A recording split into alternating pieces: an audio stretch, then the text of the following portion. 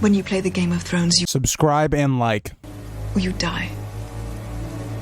There is no middle ground. Alright, hello YouTube, welcome back to the Grease Comedy YouTube channel. Today's video is going to be a discussion on Stannis as a character. Why is he so loved in the fandom? Why is he personally my favorite character? And all of that. This is going to be recorded for the second time, so hopefully I do it as good as I think I did the first one. I've been having some audio issues this week, so I think this video should be better. I tested it out. Hopefully it's better quality than the first couple videos this week. But let's get into the video and talk about Stannis the Manus. I think a lot of our favorite characters. And so what I think to start with every great character in any type of book or world is a great background or sense of what the character grew up with, because these things help us to understand who a character is. Why are they the way they are? And so I took down a little bit of Stannis's background. This isn't exactly a character analysis where we go by every single thing that's happened in his life and think about the way that molds this character, but we're going to briefly look at a lot of the main points of his background and why that makes for one of the best backgrounds in the entire story. So the first part of this to look at is his early life and the death of his parents. So Stannis is, I think, quite literally the quintessential middle child. Right? He, especially as his parents die, it seems like, again, Robert gets a lot of the attention, then Renly gets a lot of the attention, but Stannis himself doesn't really get much of that attention at all. And so I think you look at this moment where Stannis is old enough to understand the passing of his parents, and that's a very crucial moment in his life.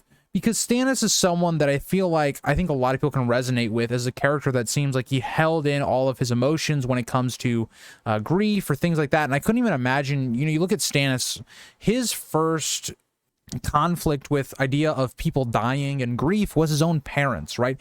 That's something I was very fortunate to. I did not really have to deal with grief until I was in my 20s on an actual, close family member.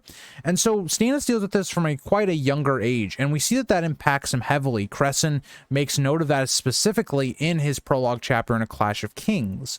And so that's important to understand right away as to why Stannis is someone that doesn't have a lot of happiness, joy, because it seems like he definitely lost a lot when his parents died in this mission to find a suitable partner for Rhaegar. But that kind of leads to a trickle effect, right? There's a lot of different things that come of that actually happening that are going to be huge for Stannis as a person.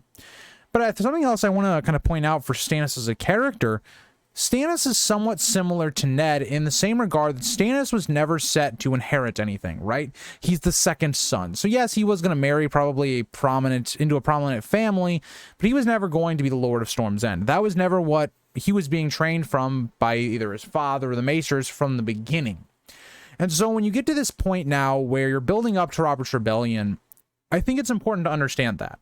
Again, with Robert, who is being fostered at the Vale at this point, the Eyrie, with Ned and also with Jon Arryn, Stannis now gets kind of thrust into this weird position where he's not exactly the Lord of Storm's End because Robert is still the older brother, but he is basically, with the help of all of the counselors around him and people around him giving him advice, he is basically ruling Storm's End in his brother's vacancy at this point of the story. And so what I find very fascinating is I think Stannis would have found that he enjoyed his home. It's a place that he would have been familiar with a lot of people. It did give him a lot of prominence in his position. And so from an early life, he also would have kind of been seen as almost more of a father figure to a character like Renly than a brother, because Stannis would have been someone a bit older than Renly. Renly, not having any parents, would have looked to Stannis, I feel like, as more of a father figure, kind of the way I think Robert and Renly would have also had that somewhat of a similar relationship. But the issue there is Robert wasn't really around as much with Renly's youth as Stannis was. So I think that's also important to understand with that relationship, is that they never had that tenderly brotherly relationship. It seems like they had more of a distant father-son relationship, but they weren't very close, right? Stannis seems like a firm and not the best loving father kind of figure for someone like Renly, but still Stannis is having to rule the castle and also be somewhat of a parent or person that Renly can kind of look up to, or at least try to emulate some things around his early life. And so that also could have placed something interesting on Renly, is that Renly didn't like the way Stannis lived his life, so then went the complete opposite. He became more of a, likes his pleasures, likes his fine things. He could be the complete opposite of someone like Stannis, and that could have been another reason why that relationship breaks down and later in the story. Even if we look at even when we get to Robert's rebellion and this situation, Stannis is someone that follows a strict code of law and of justice and duty and things like that. And so when you have the situation in which the king is wanting Robert's head, Robert is in open rebellion against the crown, what does Stannis do as a brother? Stannis is faced with, does he disobey his king, or does he disobey his family and his brother, his elder brother, even more specifically? And Stannis does what a good brother does, and he backs up his family, backs up his brother. And that's something that I think is going to be interesting, because when you look at this moment, if Stannis had done the opposite, Robert and the war effort kind of gone very badly very quickly. And so I look at this and I think about Stannis and the things that are going to come from this situation, and you can kind of understand why Stannis has a lot of resentment for Robert, because Stannis quite literally could have gotten himself killed, right? Defending his brother, allowing the castle to be open to him and supporting him. And he took these big risks because it's family, and also because it's his duty to his brother. And when you see Robert's actions after this point, they seem to indicate that Stannis at least took them as they were punishments, or they were not rewards, or they were dishonorable things that were sent in Stannis's way, disrespectful even. And so that's an important part of this, because even when you look at what happens directly after this, Stannis holds Storm's End together against the Tyrell siege. They were extremely desperate, but he still holds them together. He goes through all this trauma, all this tragedy and discomfort for his brother Robert. And so what happens of this? Why is this so important? Why am I harping on this so much? Because Stannis, who fought so hard to keep his home, it's where he's grown up with, he's basically been the lord of his entire youth, he now is given Dragonstone. And if you're Stannis, again, I think know why Robert would have done this, right? Robert wants to basically give someone that he A, trusts, and 2, knows would hold out in a defense against a Targaryen invasion, right? Robert is very wary of the Targaryens trying to make another attempt on his throne, given the whole Viserys Dany stuff we see in the first book. If that was to happen, Stannis would be the perfect person to be your front line of defense. But then also think about this from Stannis' point of view. Stannis did not ask to be made Lord of Dragonstone. Stannis also was not made Hand of the King either, even though Stannis was his eldest brother, or was his brother.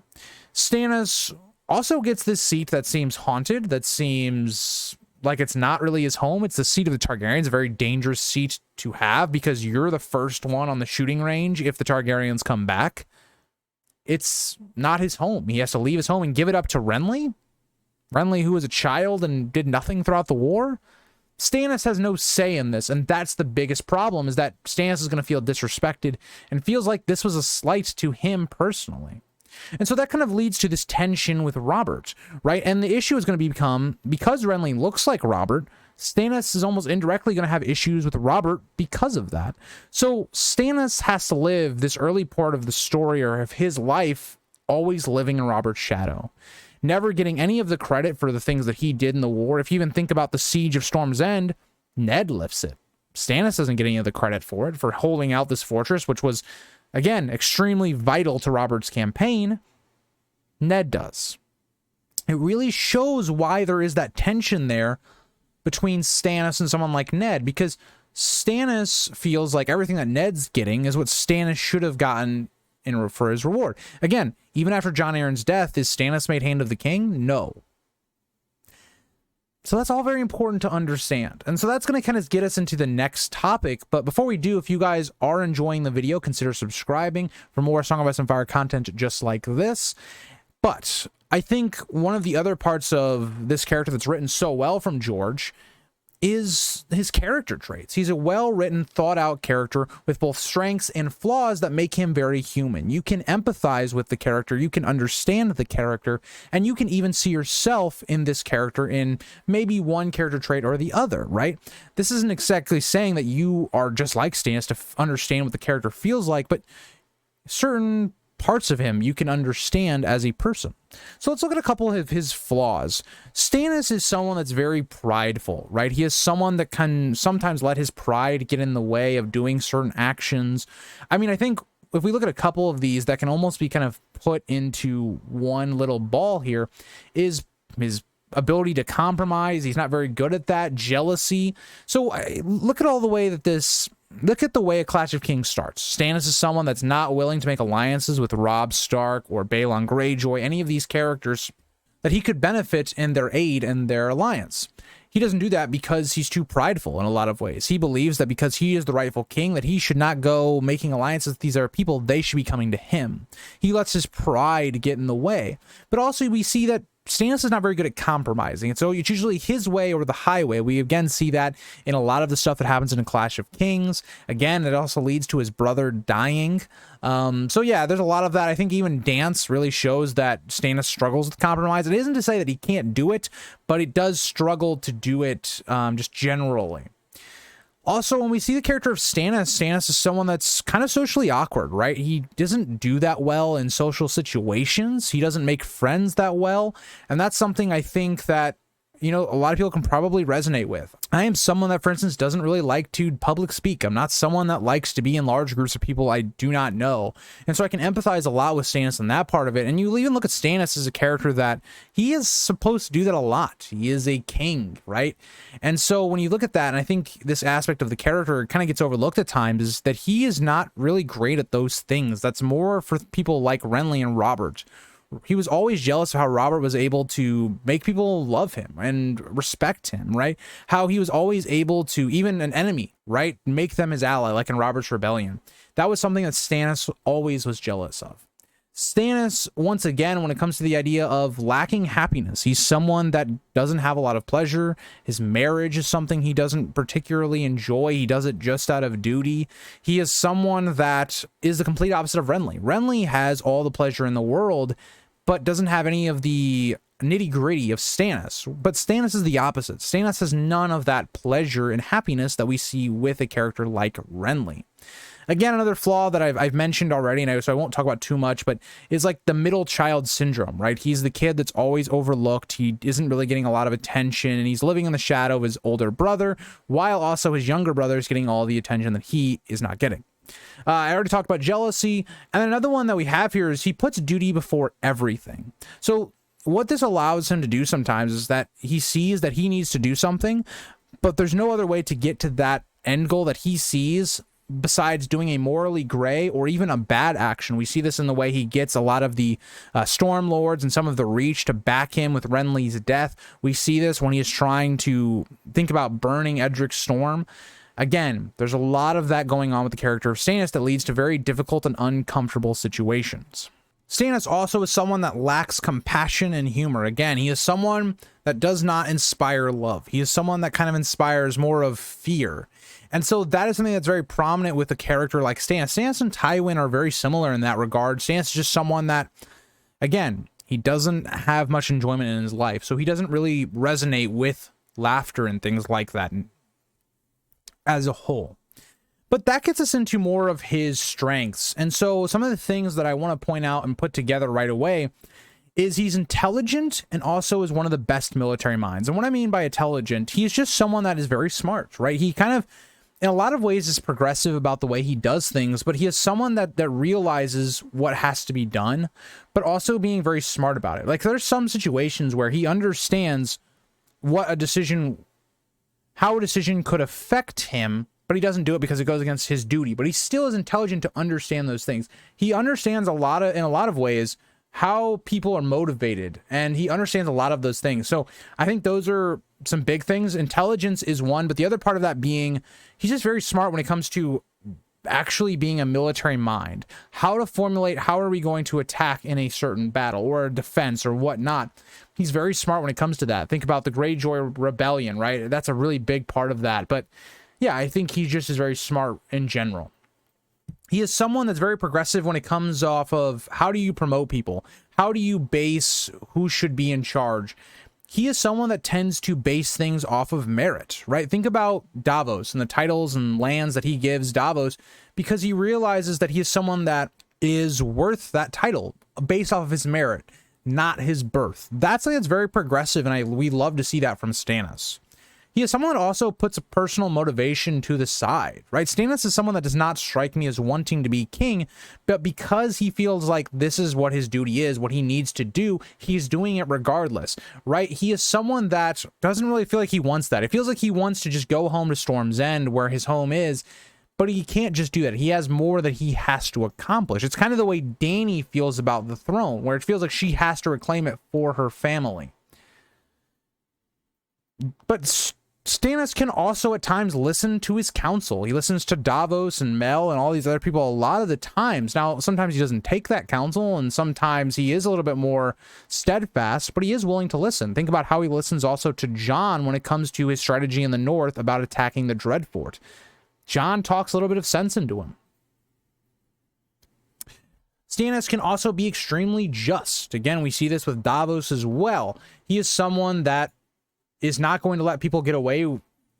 He is someone that is not going to let people get away with things just because of their birth. If they committed a crime, Stannis will pull out punishment. We see a lot of corruption where that doesn't happen in government and in this world specifically. He is someone that can also be merciful, though, right? He is someone that, if he does think that they are wronged, can be empathetic and merciful to them as well. And a last one, which is more of a meme, is he's good at grammar.